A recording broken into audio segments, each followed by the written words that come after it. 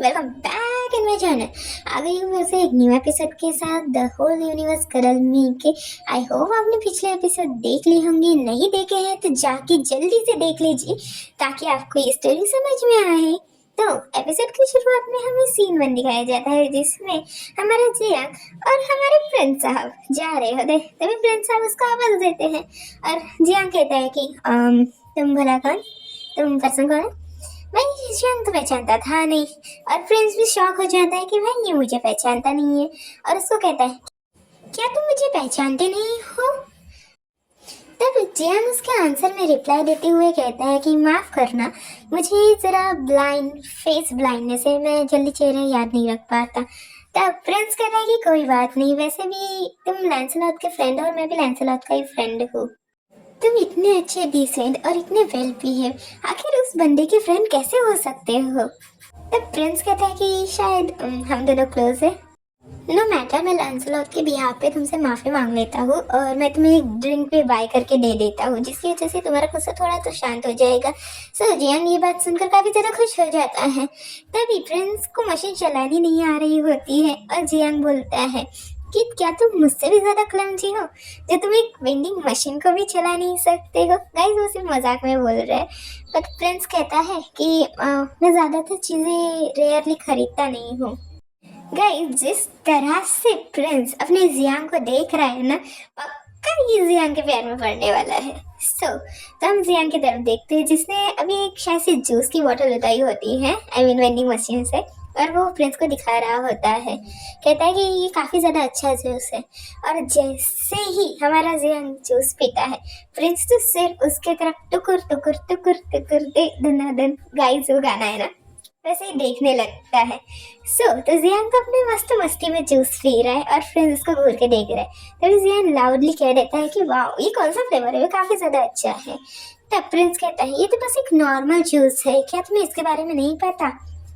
तब जियांग को समझ में आता है कि आखिर उसने क्या कह दिया। तब वो प्रिंस के सामने जल्दी से एक बहाना बनाता है कि मैं काफी ज्यादा गरीब हूँ और मैं जल्दी से चीजें खरीदता नहीं हूँ, इसलिए मेरी जुबान फिसल गई। तब प्रिंस उसको सॉरी कहता है।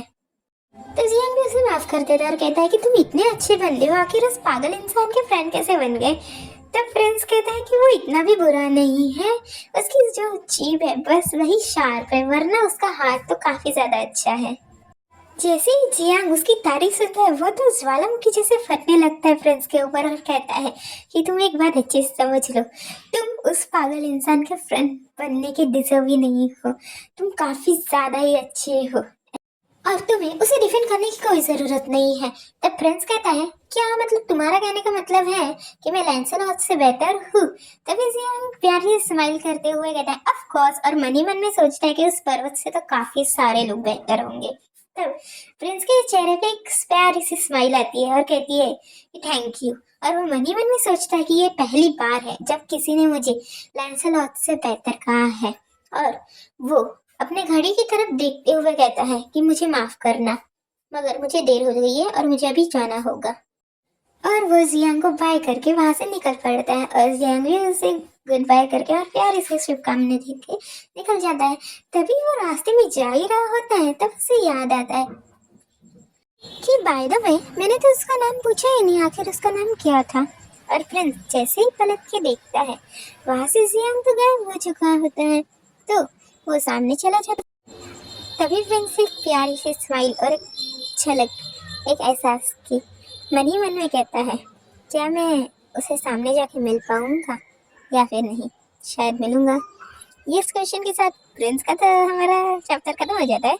बट नेक्स्ट सीन में देखते हैं कि बेचारी जियांग की जहाँ पे हालत टाइट हो चुकी होती है वो अपने कमरे में वापस आ जाता है। तभी उसका जो रूममेट होता है ब्लैक, वो तो हमारे जियांग भी सीधा ही दाव बोल देता है और बेचारे जियांग को सांस भी नहीं लेने देता। वो उसे जाते बराबर हिलाने लगता है, डुलाने लगता है और कहता है कि मुझे जल्दी से लैंसलॉट के बारे में बताओ, आखिर लैंसलॉट किस तरह का है, उसका बिहेवियर कैसा है, उसकी वॉइस कैसी है, उसकी स्मेल कैसी, एक्सेट्रा एक्सेट्रा एक्सेट्रा। तभी जियांग काफी ज्यादा गुस्से में आ जाता है और कहता है कि तुम्हें सिर्फ उस पागल लैंसलॉट की पड़ी है और यहाँ पे तुम्हारा फ्रेंड आया है उसकी तुम्हें कुछ नहीं पड़ी। तो बेचारा वाइट कहता है कि ऐसी कोई बात नहीं है, और गाइस आज से हम इसे वाइट ही कहेंगे। तो वाइट कहता है कि मैं तो बस उसके बारे में थोड़ा सा जानना चाहता हूँ, और मैं उसको काफ़ी ज़्यादा एडमायर करता हूँ।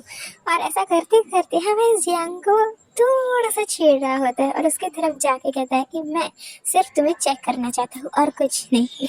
तब जियांग भी कहता है कि मेरे साथ ऐसे पागलों जैसी हरकतें मत करो, और वो उसको बेचारे को सेंटिमेंट होने लगता है, जैसे कि उसे याद आ रहा हो वही चीज़ है। तो उसके साथ कहता है कि तुम पागलों जैसी हरकतें मत करो, और खबरदार मुझे टच किया तो। मगर हमारा वाइट कहाँ सुनने वाला था, वो तो और जियांग को चिपकने लगता है, और जियांग कहता है कि मुझसे दूर हो। तो पर वाइट कहता है कि पहले तुम मुझे लैंसलॉट के बारे में बताओ, तभी मैं तुम्हें छोड़ूंगा। तभी हमारे जियांग की नज़र उसके कैट ईयर की तरफ जाती है, जिसकी तरफ वो काफ़ी ज़्यादा अट्रैक्ट होता है। गाइस आपको तो पता है कि हमारा जियांग कैट लवर है।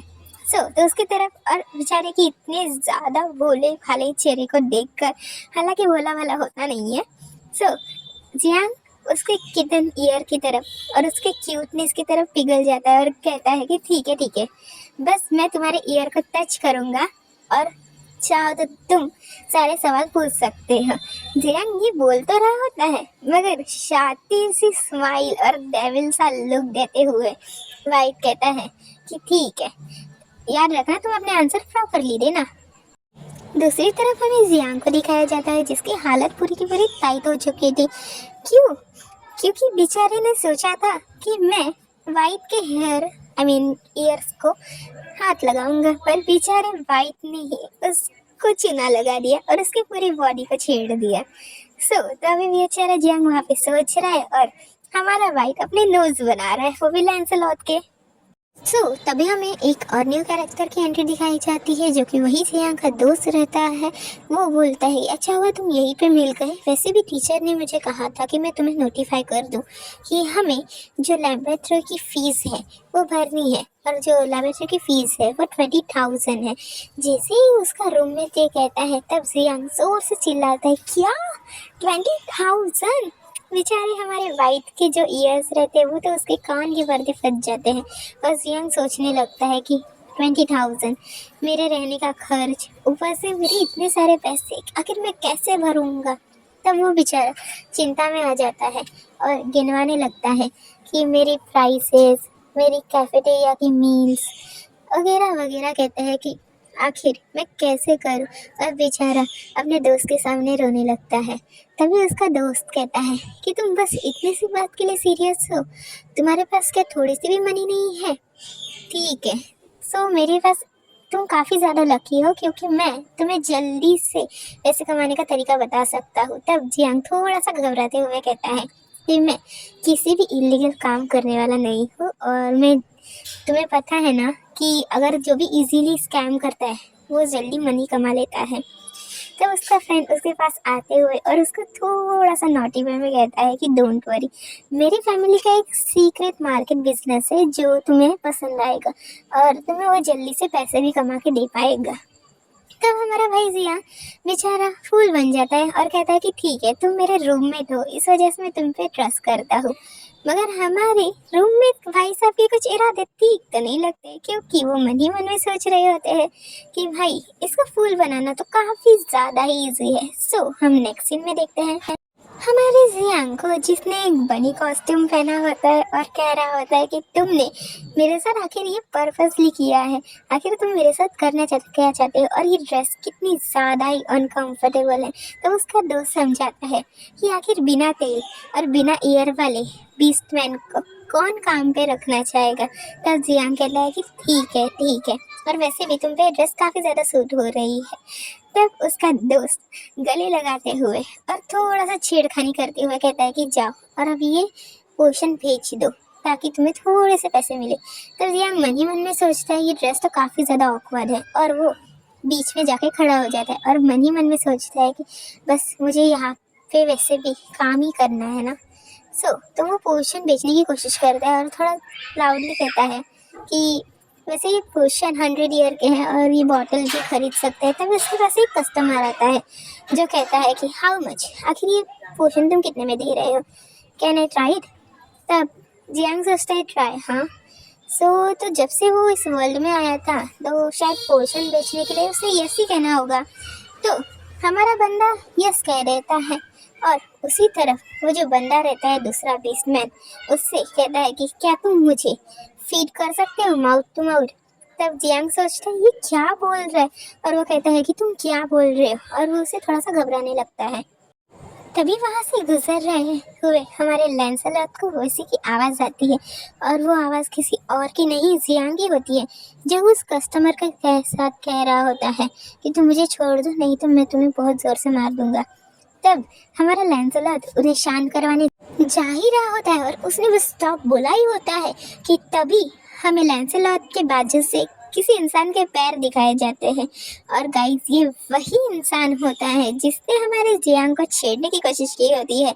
जियांग ने भी बदले में धोबी पड़ा चाड़ देते हुए दिखाया जाता है। तब हमें एक जियांग का न्यू लुक दिखाया जाता है जिसमें वो काफ़ी ज़्यादा कूल और ऑसम होता है और कहता है कि तुमने आखिर सोचा भी कैसे कि तुम मुझे छेड़ सकते हो। और वो अपना काफ़ी ज़्यादा ही एटीट्यूड और कूल में अपना नाम बोलता है जियांग शाओ। तब पहली बार हमारा लैंसलॉट भी उसका नाम सुनता है और कहता है कि जियांग शाओ। और पहली बार हमें लैंसलॉट का इस तरह का मूड दिखाया जाता है, इस तरह का फेशियल एक्सप्रेशन दिखाया जाता है जहाँ पे वो जियांग को कुछ ऐसा करते हुए भी देख रहा है। सो गाइज हम इसी शौक के साथ हमारा एपिसोड यहीं पे ख़त्म करते हैं। Thank you for watching and please subscribe my channel.